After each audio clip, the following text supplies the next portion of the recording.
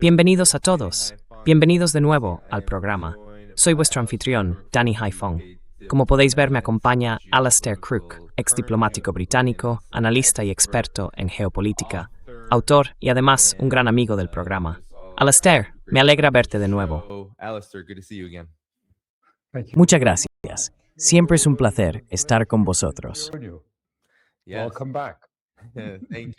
Bienvenidos de nuevo, gracias. Muchas gracias. Sí, con un poco de desfase horario, pero muy contento de hacer este programa contigo, porque desde la última vez que hablamos han pasado muchas cosas. Así que, ¿qué te parece si entramos en los últimos acontecimientos? Primero, tenemos a Irán. Estados Unidos está considerando y prácticamente declarando que un bloqueo prolongado será el siguiente paso que va a tomar. Irán advierte de una respuesta militar sin precedentes ante ese bloqueo naval, diciendo que la paciencia tiene un límite y que tienen muchas sorpresas preparadas para Estados Unidos si esto continúa.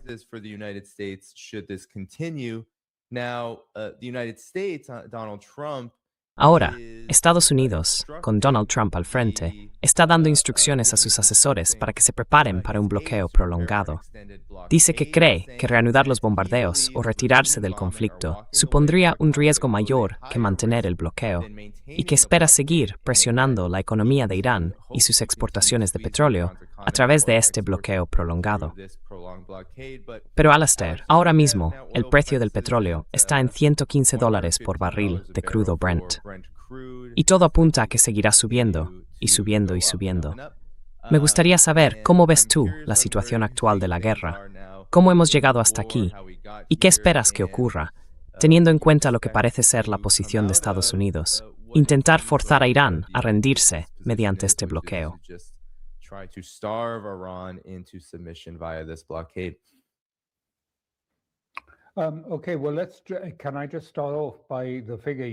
Vale, bueno, puedo empezar con la cifra que diste para el precio del Brent. Los mercados están completamente rotos, como sabes, y los precios no reflejan nada. Los mercados, los precios, están totalmente manipulados por porcentajes y por operaciones de gente con información privilegiada. Porque sí, ese es el precio de futuros que mencionaste. Pero intenta comprar un barril físico de petróleo en cualquier sitio a ese precio y estoy seguro de que la gente te aplaudiría muchísimo, porque en realidad está más cerca de $200 e incluso a veces por encima de 200, si lo que quieres es un barril físico real de petróleo.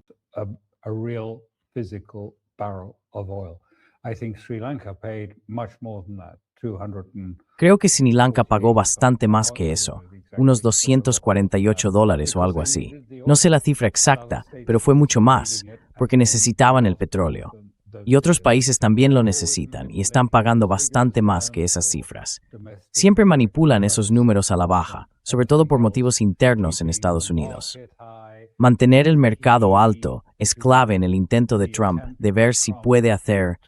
Bueno, yo creo que es poco probable, pero su objetivo es darle la vuelta a la economía. Y una parte de esa estrategia es tener el mercado en lo más alto, porque todo el mundo mira su pensión, su plan de jubilación o lo que tenga, cada mañana y quiere asegurarse de que sube, no de que baja.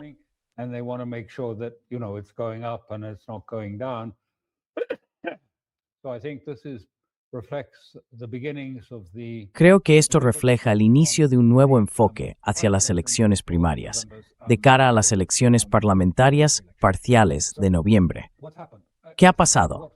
Pues creo que lo que ha pasado es que tras el fracaso de las conversaciones de Islamabad, y fue un fracaso más que un simple fracaso de las conversaciones, fue un fracaso de la estructura de negociación estadounidense. Durante esas conversaciones, Vance recibió instrucciones 11 veces, ya fuera de Susie Wiles o desde la Casa Blanca. Al fin y al cabo, eran conversaciones de un solo día, y además también desde Netanyahu. Y estaban Kushner y Witkoff pendientes de lo que Vance hacía y decía. Vance fue allí, creo, con la esperanza de intentar conseguir algún tipo de solución.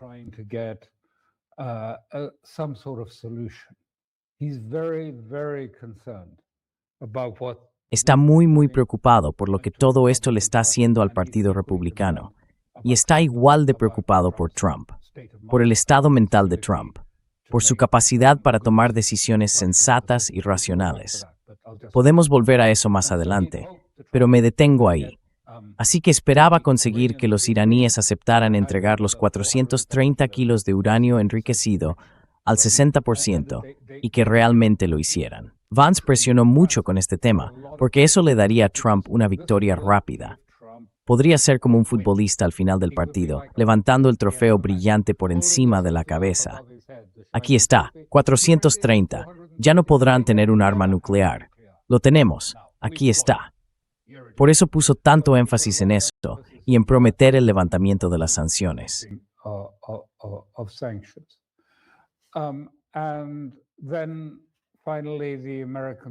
Y al final, los estadounidenses cedieron. Volvieron a la agenda puramente Netanyahu-israelí.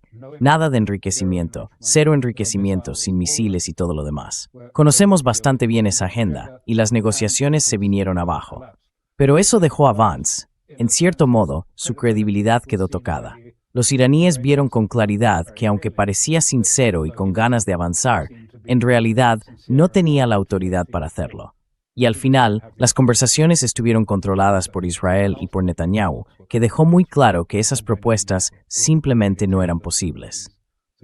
Así que tras aquello, en Irán hubo una reconsideración, y el país adoptó un cambio de estrategia realmente importante.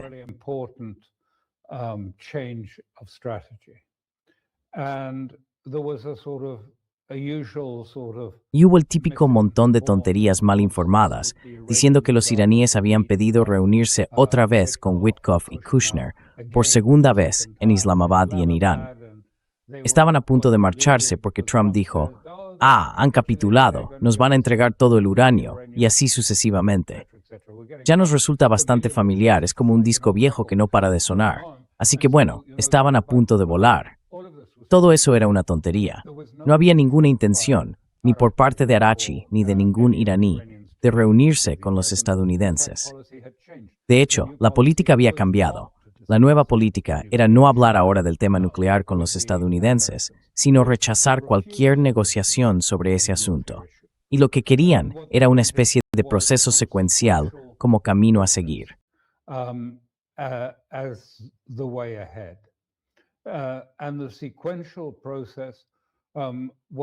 Y el proceso secuencial consistía básicamente en que habría, como dije antes, un levantamiento de las sanciones, la devolución de los activos congelados y, lo más importante, un acuerdo sobre el estrecho de Hormuz. Ellos abrirían Hormuz, pero estrictamente en sus propios términos, los términos iraníes. Eso significaba que los estados que habían apoyado acciones militares contra Irán no podrían utilizar el tránsito por Hormuz. También se trataba de las tasas. Seguirían cobrando tasas y decidirían quién podía pasar y quién no. Y todo eso se gestionaría únicamente a través de la Guardia Revolucionaria. Querían que eso se discutiera, y querían hacerlo así.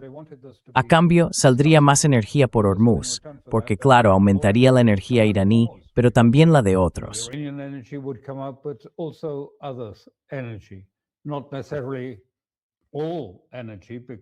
No necesariamente toda la energía, porque algunos de esos países aún podrían considerarse como partícipes o como quienes apoyaron ataques militares. Algunos de los estados que limitan con el estrecho de Hormuz podrían haber estado contemplando o facilitando ataques contra Irán. Aún así, parecía que podía ser una posible victoria para Trump, una especie de paso atrás en la escalada. Por supuesto, fue un endurecimiento de la posición iraní, pero también se planteó de forma que él pudiera dar marcha atrás diciendo, de acuerdo, aceptaremos que se levanten todas las sanciones y que podáis abrir Hormuz, de modo que pase suficiente petróleo bajo vuestro sistema de control, pero el suficiente para mantener a flote las economías del mundo.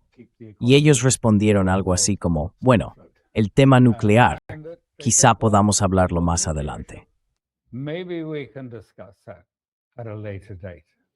Puede que no.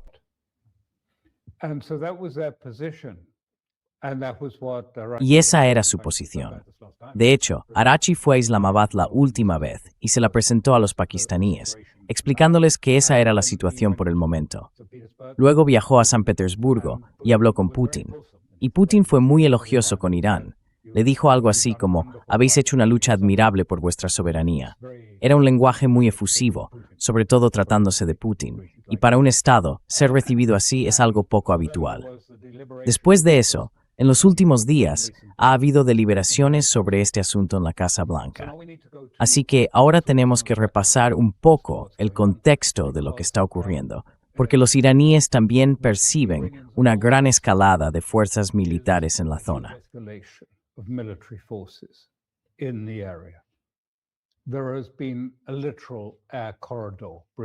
Ha habido literalmente un corredor aéreo que está trayendo tropas, municiones. Quiero decir, la cantidad de aviones que llegan cada día es impresionante. Estamos hablando de una operación a gran escala. Y los iraníes, cuando hablé con ellos recientemente, o al menos cuando los escuché y conversamos, tienen una fuerte convicción de que se avecina una escalada. Pensaban que podría ser este fin de semana o cualquier día. Y en cuanto a las conversaciones sobre un nuevo plan, decían que si Trump participara sería otro engaño, como los que ya hemos tenido antes, y que lo verdadero sería un ataque masivo contra Irán, con la intención de realizar un golpe de tipo nuclear.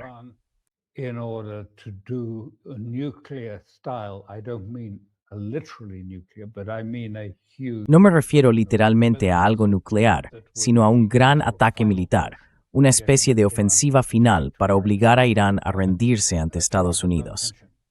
Pero Irán no tiene ninguna intención de rendirse, ni siquiera si lo atacan de esa manera.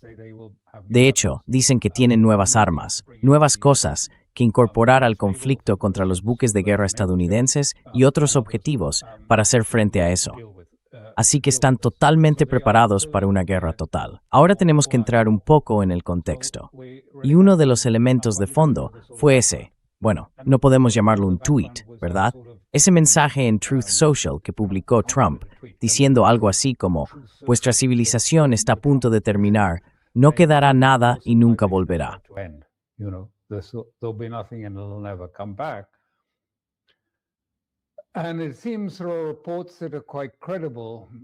Y parece, según informes bastante creíbles, que no fue en la última reunión, sino en una anterior, cuando Trump parecía estar avanzando hacia la idea de usar un arma nuclear, pidiendo los códigos y cosas por el estilo.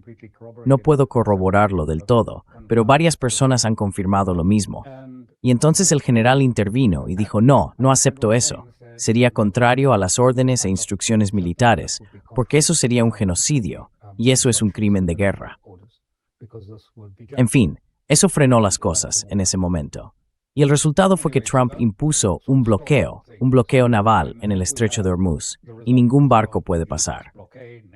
Bueno, hay un bloqueo, sí, pero no es completamente hermético, porque los buques de guerra tienen que mantenerse bastante alejados debido a los drones iraníes y a los misiles antibuque.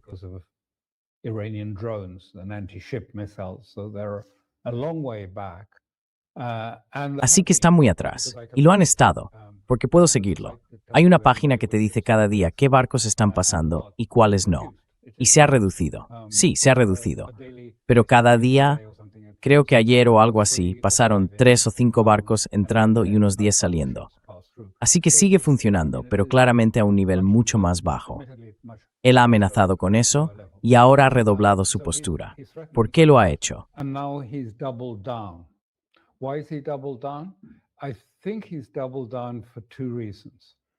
Creo que ha redoblado su postura por 2 razones. Una fue el efecto, podríamos llamarlo el efecto Joe Kent, tras el desastre del intento de apoderarse del uranio en Isfahán. Y fue un desastre mayor de lo que nos están contando.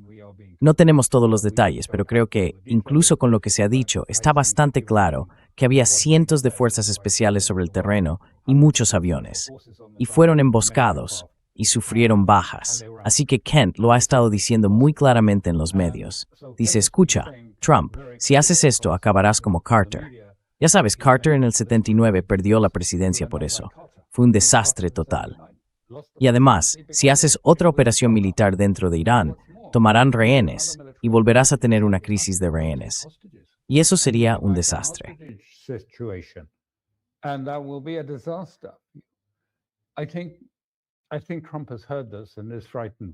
Creo que Trump ha oído esto y está asustado por lo que dijo. Y luego, según tengo entendido, en la última reunión en Washington, Trump volvió a hablar de un bombardeo masivo sobre el agua, la electricidad, la infraestructura civil, el transporte, los ferrocarriles, todos esos puentes. Un intento enorme de forzar a Irán a cambiar de postura. Y su equipo, todos menos uno, dijeron que no, que eso sería un crimen de guerra. Que un ataque así contra civiles equivale a un genocidio según la definición de la ONU, y que no les gustaba nada. Creo que hubo una persona, ya puedes imaginar quién, que apoyó la idea, Hegseth. Pero creo que prácticamente todos los demás dijeron que no, con firmeza. Y pienso que detrás de todo esto hay una especie de creciente preocupación en el Pentágono, precisamente por eso, que podrían estar acercándose, cuando acabe esta guerra, si es que acaba, a ser procesados por crímenes de guerra.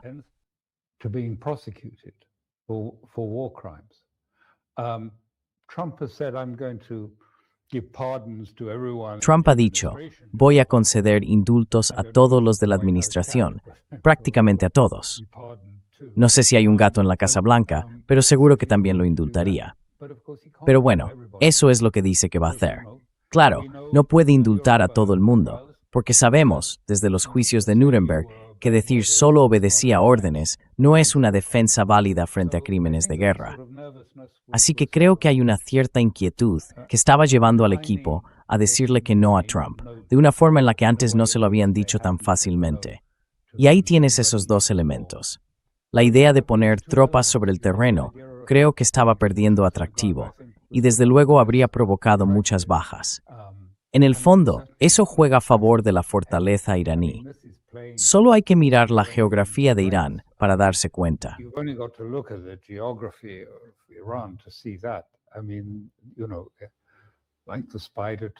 Quiero decir, ya sabes, como la araña a la mosca. Entra, por favor, adelante.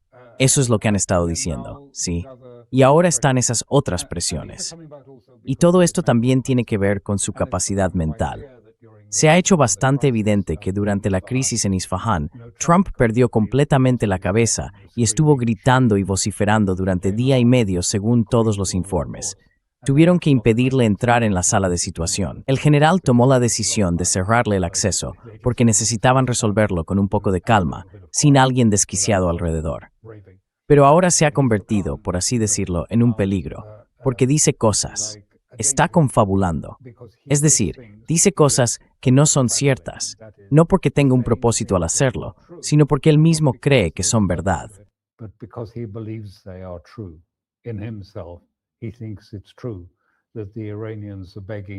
Él cree que es verdad que los iraníes le están suplicando un acuerdo, que están listos para rendirse y que le dicen que hay un colapso en Irán.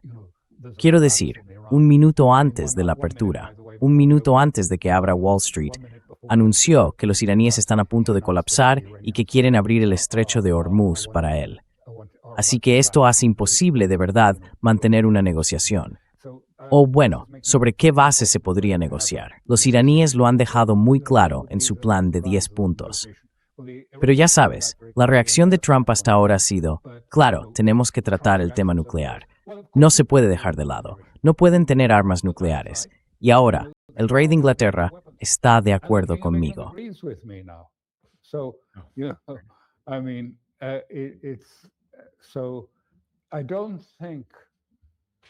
Así que no creo que podamos ver un camino fácil por delante, ni siquiera un camino claro, porque no solo están esas condiciones que ya he mencionado, sino que además está Israel. Israel también atraviesa una crisis profunda.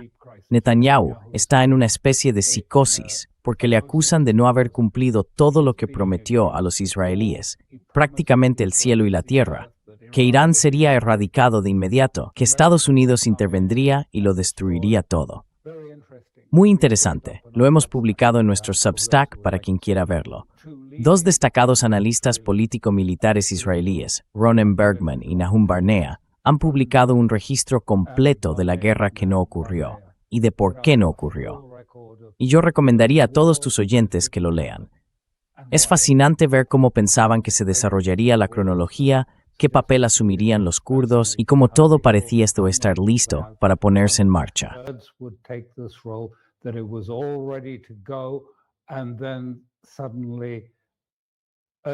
Y entonces, de repente, Erdogan le dijo algo a Trump, y Trump dijo que no. Quiero aclarar que esto es la versión israelí sobre el éxito del Mossad. Yo tengo una versión distinta de lo que pasó con los kurdos, pero aún así, es muy importante entender hasta qué punto personas tan influyentes pueden sentirse desilusionadas y decepcionadas. Pensaban que era un plan brillante. Todo estaba preparado para empezar en junio. Se había planificado con antelación. El Mossad tenía a todos sus agentes colocados, y la insurrección iba a producirse. Expusieron todo el plan, remontándose incluso a antes de la época de Netanyahu, hasta los tiempos de Olmert, cuando empezó a circular en Israel la idea de destruir Irán. Y ahora están completamente desilusionados.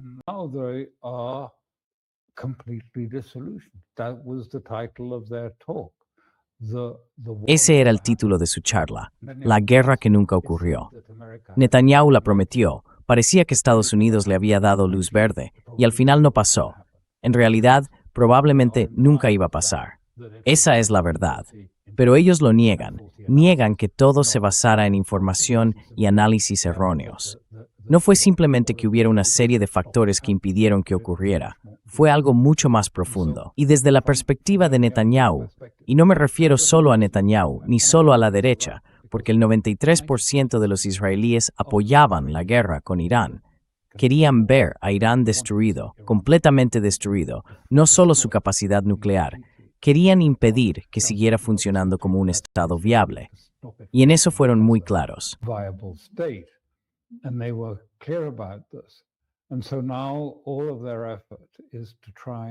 Así que ahora todo su esfuerzo se centra en intentar convencer o presionar a Trump para que continúe la guerra. Porque dicen que, claro, cualquier acuerdo ahora sería malo para Israel. Cualquier cosa, cualquier compromiso, si fuera posible, sería perjudicial para Israel y, por tanto, inaceptable para ellos. Y esto se está convirtiendo, ya sabes, en una crisis existencial dentro de Israel, porque toda esta idea del Gran Israel, el control militar del territorio, tenía, digamos, un fin escatológico. Se trataba de intentar forzar la llegada de la redención, de imponer el Gran Israel. Para eso llegó la derecha al poder, para expulsar a los palestinos de la zona, instaurar la ley alágica y establecer Israel sobre la tierra de Israel, con la idea de que eso traería la redención y al Mesías.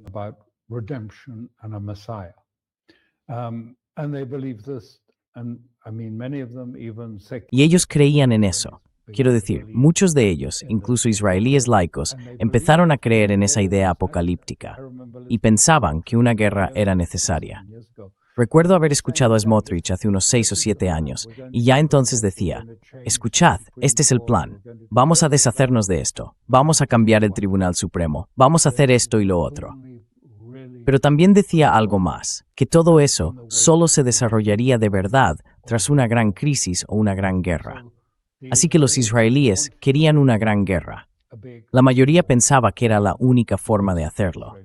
Y todo esto que estoy diciendo no es para intentar parecer más listo que ellos, ni para decir que estaban equivocados. No es eso. Es que tiene implicaciones políticas importantes que hay que entender y analizar con cuidado.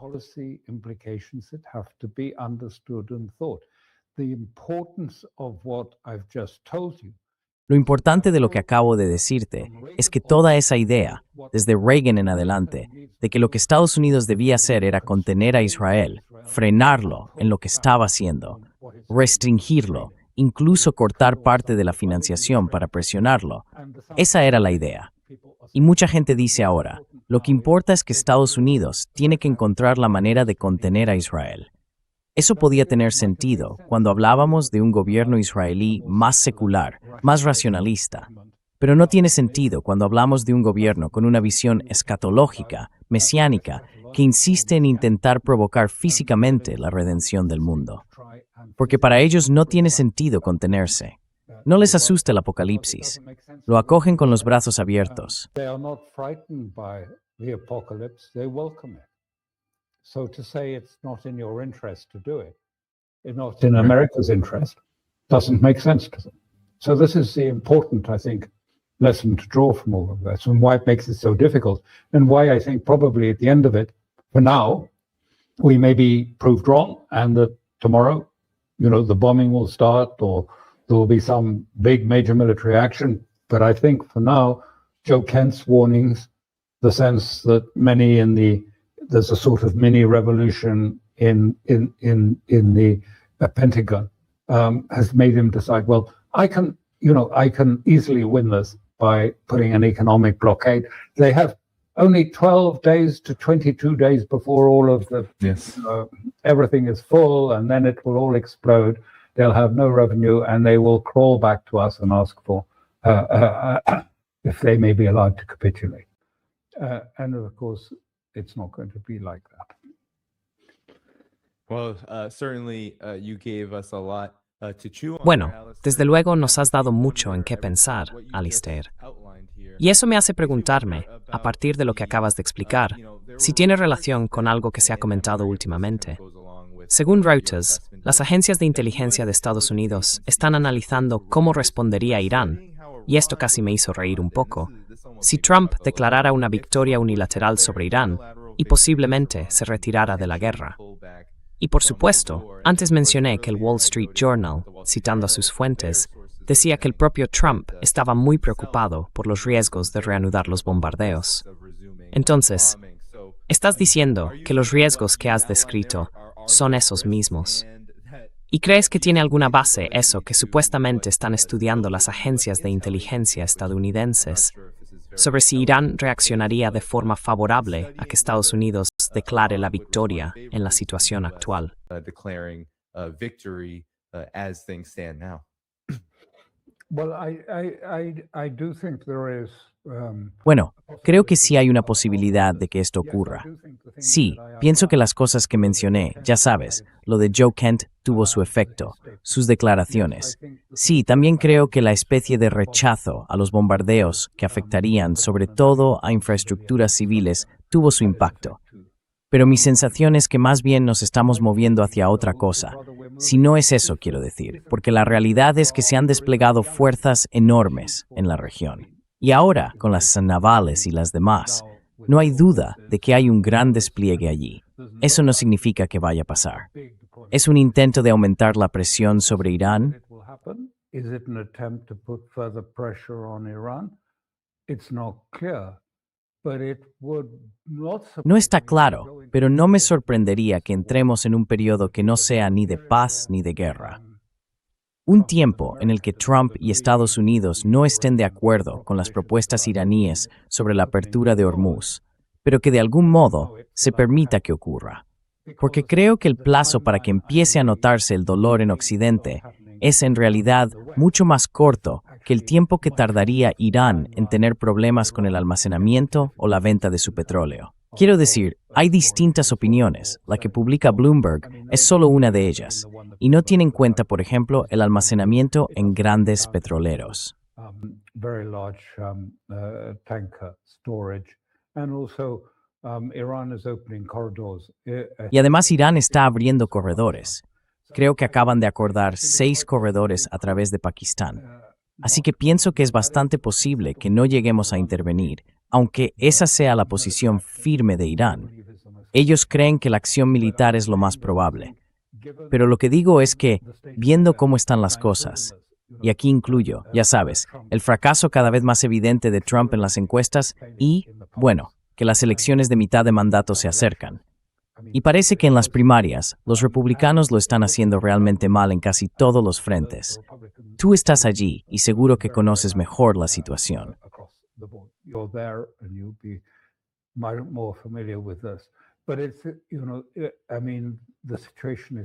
Pero es que ya sabes, la situación, políticamente hablando, la tormenta política está empeorando, por no hablar de la tormenta en Oriente Medio. Pero la tormenta política en Estados Unidos, para Trump, va a peor. Y creo que dentro de su equipo, y entre otros, hay voces que dicen, escucha, tenemos que cambiar de rumbo. Quiero decir, tenemos muy poco tiempo para hacer que los estadounidenses crean que la economía vuelve a ir de maravilla y que todo va bien. No estoy seguro de que sea posible, pero creo que eso es lo que le están diciendo. Mira, olvídate de Irán. Tenemos que centrarnos en las elecciones de mitad de mandato.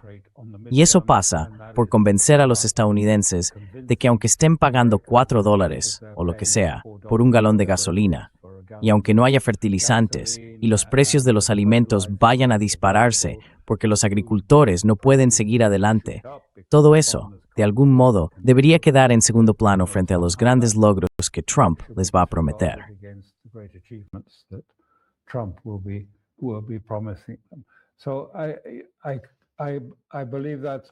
Creo que ese lado político podría estar empujando a Trump a decir algo así como, bueno, si no puedo aplicar mi modelo de Venezuela, entro, salgo, 3 días, guerra terminada, todos muertos, perfecto, ya está hecho. Entonces quizás sea mejor simplemente decir, no pueden tener nunca una bomba nuclear, no es aceptable. Pero en realidad, ir deslizando la posición hacia permitir que los iraníes controlen el estrecho de Hormuz. Claro, eso tiene enormes implicaciones para los estados del Golfo. Pero esto también forma parte de la estrategia iraní. A veces digo que es como si estuvieran en una jaula. Llevan encerrados 47 años. In a cage. They've been caged for 47 years. But the cage is not just the cage of sanctions. Pero la jaula no es solo la de las sanciones y las bases militares que la rodean. Tiene que ver con el petrodólar. Tiene que ver con toda la estructura neoliberal y altamente financiarizada que se ha incrustado en la región del Golfo. Desde el 73, cuando mantuvieron alto el precio del petróleo para que el dinero, los ahorros excedentes, pudieran ir a Wall Street y financiar esa estructura financiera, ese mundo que sostiene la hegemonía. El petrodólar, la hegemonía del dólar, el poder militar, el control financiero y luego el control del Fondo Monetario Internacional y del Banco Mundial. Todo eso forma parte del mismo entramado. Y creo que eso resuena de alguna manera en todo el mundo. And that sort of resonates, I think, across the world. You've just come back from China, and I believe it resonates. Acabas de volver de China y creo que eso resuena no solo allí, sino también en Rusia. De ahí los cumplidos de Putin a Arash. Así que pienso que está teniendo un gran impacto. Y diría que lo último que me haría esperar esto es el cambio de ambiente en Irán. Es enorme, visible, se nota, casi se puede tocar. Ha vuelto a convertirse en un estado revolucionario. Y son los jóvenes, los muy jóvenes, los que están realmente entusiasmados con lo que está ocurriendo.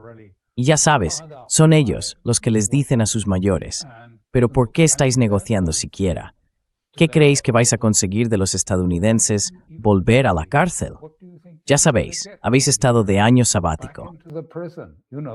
You've been on sabbatical, now you can go back into prison and we'll shut the doors for 15 years. Ahora puedes volver a prisión y te cerraremos las puertas durante 15 años. Es decir, eso está cambiando las cosas internamente, pero también creo está teniendo un impacto mucho más amplio en el sur global, así como en China y en Rusia.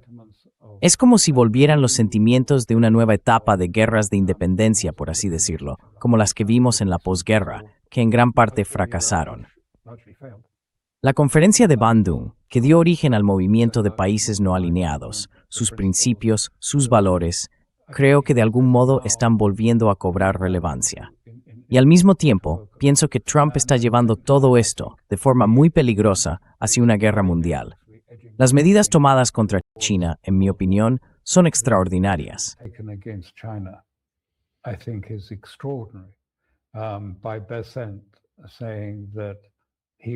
Cuando Biden dice que va a sancionar, o de hecho ya ha sancionado, a personas que comercian con Irán, empresas chinas, bancos chinos que tienen dinero iraní procedente de Irán, una de las llamadas refinerías Teapot ha sido sancionada. Y por supuesto, los buques chinos están siendo bloqueados desde Venezuela hasta Cuba y ahora también en el estrecho de Hormuz. Estoy seguro de que los chinos, tú puedes comentarlo, ven esto como un ataque muy agresivo a las líneas de suministro de China, un intento de reducir su influencia y dar a Estados Unidos más margen para volver a ser una gran potencia exportadora, obligando a China a exportar menos y a consumir más dentro del país. Eso es lo que decía la NSS, la Declaración de Seguridad Nacional de aquel momento. The national security statement at the time. Yeah, no, I mean, when I was in China, definitely. Sí, no. O sea, cuando estuve en China, la sensación era muy clara. Era casi como si hubiera un reconocimiento evidente de que gran parte de lo que está pasando con Irán y con la postura de Estados Unidos tiene sin duda el objetivo de aislar a China.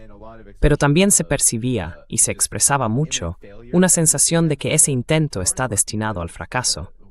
En buena medida porque primero, creo que todos con los que hablé piensan que Irán saldrá de esto más fuerte, y que de hecho ya ha salido más fuerte.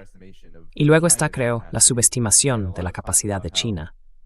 Se hablaba mucho de cómo, por mucho que Estados Unidos intente acaparar los mercados del petróleo, monopolizar las rutas comerciales y dominarlas, no logra reconocer la propia resiliencia de China, su diversificación, su capacidad no solo de producir, sino también, como decían muchos, de prepararse para extraer aún más petróleo propio.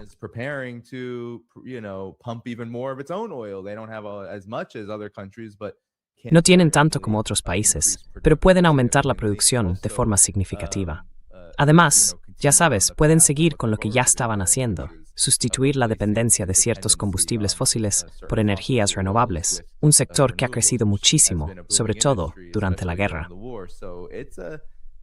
Así que me parece muy interesante observar a Estados Unidos ahora mismo, Alistair, porque, como decías antes, por un lado hay mucha influencia de Israel, que busca acabar con Irán dentro de ese proyecto de un gran Israel. Y por otro lado está la parte estadounidense, con sus propios objetivos, que parecen cada vez más difíciles de lograr, cuanto más se adentran en los detalles de cómo intentan conseguirlos.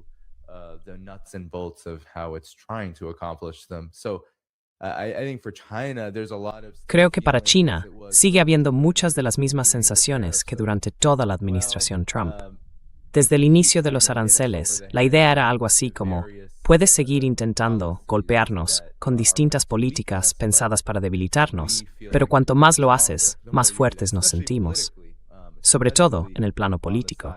Especialmente porque, cualquier grupo o fuerza que antes pudiera ser favorable a mantener buenas relaciones con Estados Unidos en el futuro, ahora se está integrando en esa tendencia más amplia que tú mencionabas, una especie de nuevo movimiento de independencia, liderado por países que son realmente fuertes y con mucha capacidad de resistencia, muy distinto al periodo de Bandung, cuando todo era todavía muy incipiente. Y claro, las potencias imperiales eran mucho más poderosas que los primeros estados que se independizaban. Así que sí, en China, el ambiente es que empieza una nueva etapa. Se sienten en el centro de ese cambio y bastante cómodos con países como Irán. Aunque, por supuesto, hay oposición a lo que se percibe como un intento de hacer del mundo un lugar mucho menos libre en lo económico, algo que parece ser una consecuencia de la política estadounidense. Sí.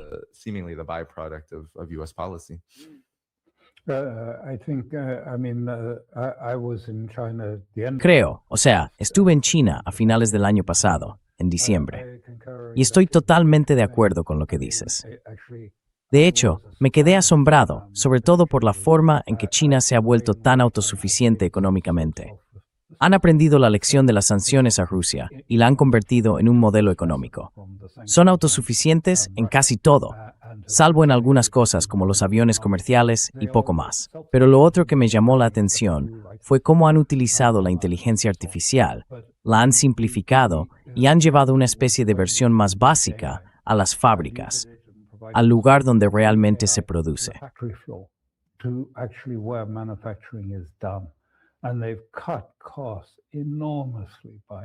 Y han reducido los costes enormemente de esa manera. Así que allí tienen deflación de precios, a diferencia de nosotros, que tenemos inflación. Y quiero decir, estamos siendo cada vez menos competitivos. Me refiero a nosotros, Occidente en su conjunto, en la industria manufacturera. Estamos perdiendo competitividad frente a China. Y hablo de un punto de crisis, no de una pequeña diferencia. Según mis cálculos, si miras el coste de la electricidad, por ejemplo, para gestionar un centro de datos o algo parecido, en Estados Unidos es unas 6 veces más caro que en China por gigavatio hora. Creo que es así. Y habría que devaluar el dólar alrededor de un 150% para equilibrarlo y volver a ser más o menos competitivos.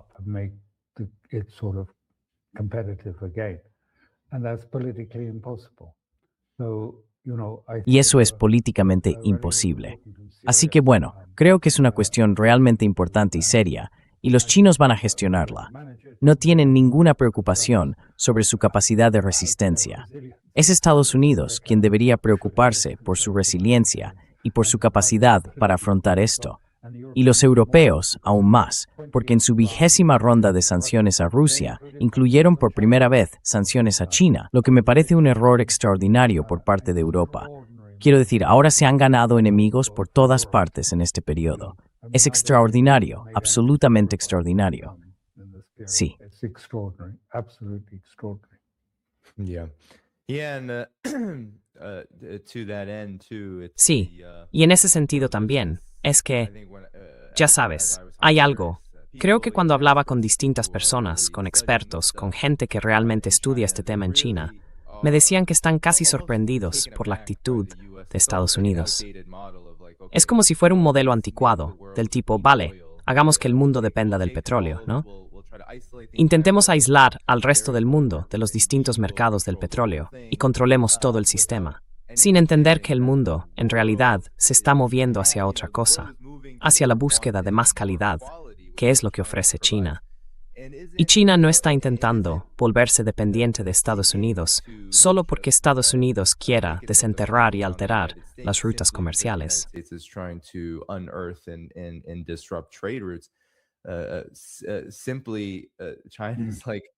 En pocas palabras, China viene a decir, tenemos mucha calidad. Incluso la propia población china está intentando adaptarse a esta idea de que ya no se trata solo de crecer rápido. Ahora todo va a centrarse más en la calidad. Todo se va a volver de más calidad. Cada parte del proceso de desarrollo va a ser de más calidad.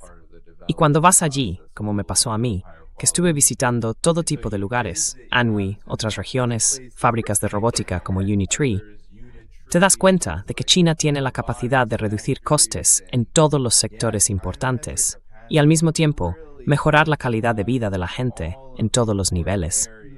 Eso es muy distinto a cómo lo hacemos aquí, porque claro, cuando aquí se introduce automatización, ya sabemos que la calidad de vida suele empeorar bastante.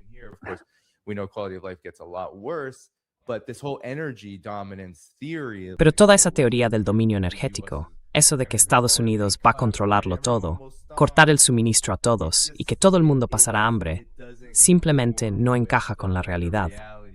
Sobre todo teniendo en cuenta que Rusia nunca va a permitir que China se quede sin recursos industriales.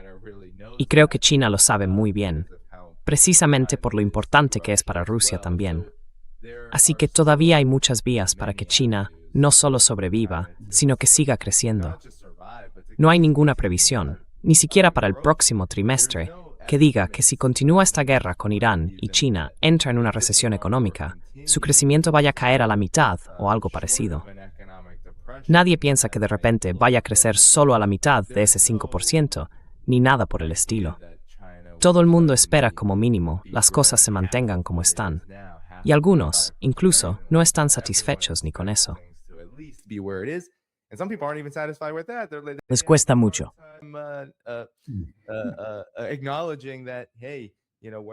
Reconociendo que, bueno, ya no son los tiempos de un crecimiento del 10%. Todo es nuevo y va muy rápido. El gobierno y la economía están en un punto en el que se centran. Necesitan centrarse y quieren centrarse en mejorar las cosas con lo que ya existe. Y eso es un lugar muy distinto al de Estados Unidos y Occidente.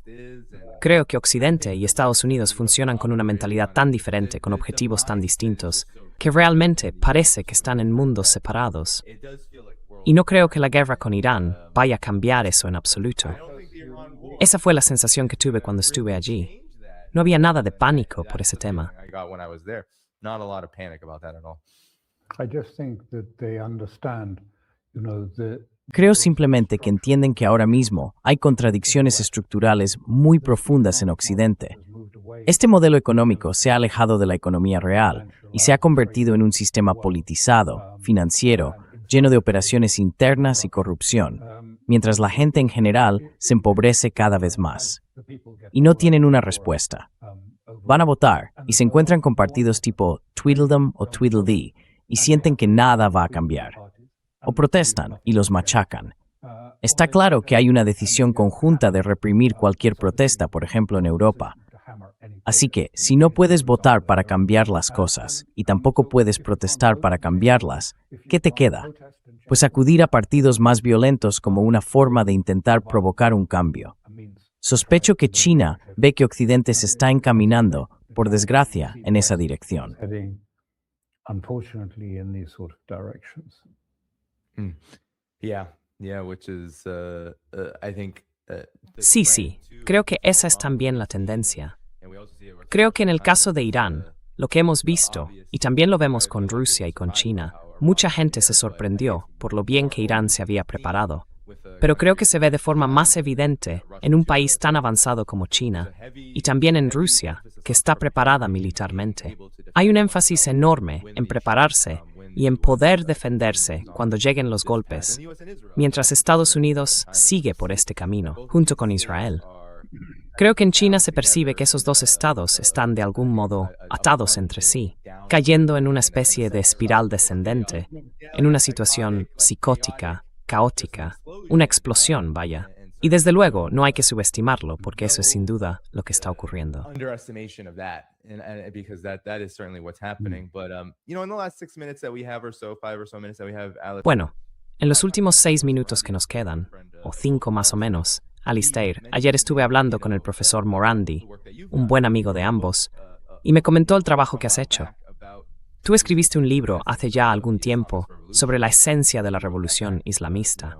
Lo escribiste hace años en relación con el desarrollo de Hezbollah, Hamas, Palestina y por supuesto Irán.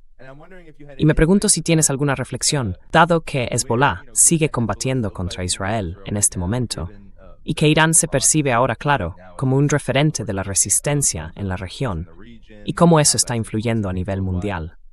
¿Dónde crees que estamos ahora, a la luz de la tesis de aquel libro? ¿Y qué podríamos aprender del momento actual a partir de los escritos en los que trabajabas entonces? That you were engaging in at that time. I would say, first of all, that, the whole. Yo diría ante todo que todo eso, lo que acabas de describir, Irán y el movimiento de resistencia, fue, en realidad, una revuelta contra la modernidad occidental. ¿Y qué quiero decir con modernidad occidental? Pues bien, en aquel momento significaba una secularización impuesta, como ocurrió en Turquía. No se permitía llevar ropa islámica. Había que obedecer las leyes seculares y las normas de conducta seculares. Lo mismo pasaba en Irán. Era esa determinación de crear un Estado-nación en el que las viejas legitimidades y las viejas prioridades quedaban apartadas, intentando meter a todo el mundo en el corsé de una identidad nacional controlada por un gobierno con el monopolio de la violencia, para obligar a la gente a apoyarlo.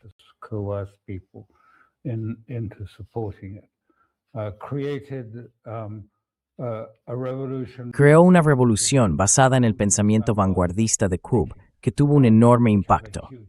Y entonces Khomeini decía, y de hecho lo dijo, creo que en 1979, algo así como: miren, no creo que sea posible tener una estructura de Estado-nación en Oriente Medio. Hay muchos grupos distintos, diferentes legitimidades. No se les puede obligar ni forzar a seguir un único camino. Así que, en mi opinión, tiene que ser una estructura civilizacional e islámica. Y en última instancia, esto no funcionará con una democracia al estilo occidental. En la cima debe haber una guía espiritual, es decir, el líder supremo, el Velayat-e Faqih. Y así fue realmente como surgió todo.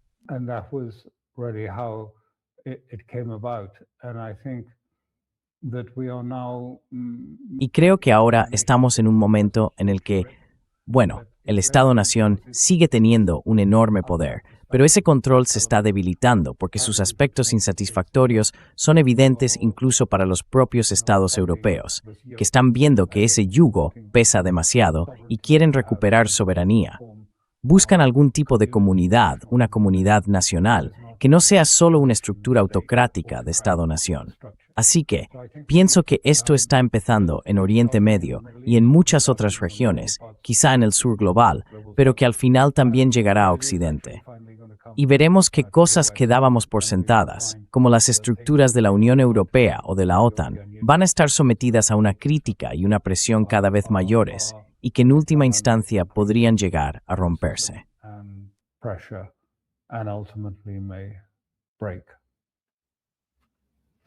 Yeah, no, I mean, I think that's a Sí, great bueno, place creo que es un buen to punto end, and para it terminar. does spell out Creo que realmente muestra hacia dónde se dirige el orden occidental liderado por Estados Unidos y hacia dónde va el resto del mundo.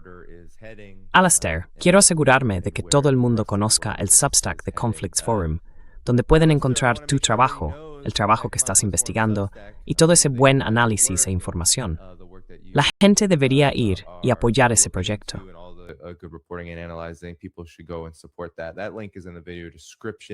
Ese enlace está en la descripción del video, aquí debajo, y quiero asegurarme de que todo el mundo lo sepa. Para que este video llegue lo más lejos posible, dadle al botón de me gusta. Eso ayuda a que siga circulando mucho después de que terminemos. Y por supuesto, todos los enlaces del canal están también en la descripción del video. Así que, Alastair, muchas gracias por acompañarnos. ¿Quieres decir algo antes de despedirnos? No, bueno, solo que me alegra tenerte de vuelta. Sí, la verdad es que me alegra volver. Ha sido bastante complicado. Estaba trabajando allí. Hay 12 horas de diferencia, así que tenía que salir en directo cada noche a medianoche. Fue un reto. Pero aún así, las guerras, la geopolítica, esas cosas no descansan. Así que yo tampoco lo hacía mientras estaba allí. Por eso me alegra estar de vuelta. Muy bien, todo el mundo, dadle al me gusta antes de irnos. Espero veros mañana. Os avisaré de cuándo será. Muy bien, adiós a todos. Adiós a todos.